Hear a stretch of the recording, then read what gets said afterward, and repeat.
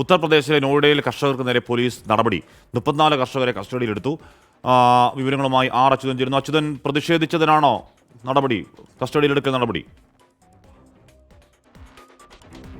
ഹാഷ്മി, കഴിഞ്ഞ ദിവസമാണ് കർഷകർ പല ആവശ്യങ്ങൾ ചൂണ്ടിക്കാട്ടിക്കൊണ്ട് ഒരു പാർലമെന്റ് മാർച്ച് സംഘടിപ്പിച്ചിരുന്നത്. എന്നാൽ അത് കേന്ദ്ര സർക്കാരിന് ഉൾപ്പെടെ 7 ദിവസത്തെ സമയം നൽകിക്കൊണ്ട് ആ സമരത്തിൽ നിന്ന് പിന്മാറുകയും നോയിഡയിലെ ദളിത് പ്രേരണ സ്ഥലിൽ ഇവർ ഒരു ധർണ എന്ന രീതിയിൽ നിലവിൽ സമരം തുടരുന്ന ഒരു സാഹചര്യവുമുണ്ട്. ഇവിടേക്കെത്തിയ കർഷകരെയാണ് ഇപ്പോൾ പോലീസ് കസ്റ്റഡിയിലെടുത്തിരിക്കുന്നത്.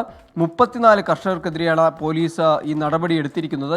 ഇതിൽ ഉന്നയിക്കുന്ന കാരണം അനുമതിയില്ലാതെയാണ് ഈ കർഷക സംഘം ഇവിടേക്ക് പ്രതിഷേധിക്കാനായി എത്തിയതെന്ന് ചൂണ്ടിക്കാട്ടിയാണ് പോലീസ് ഇവരെ കസ്റ്റഡിയിലെടുത്തത്. നിലവിൽ ഈ കസ്റ്റഡിയിലെടുത്ത 34 കർഷകരെയും ജയിലിലേക്ക് മാറ്റിയതായും വിവരം ലഭിക്കുന്നുണ്ട്.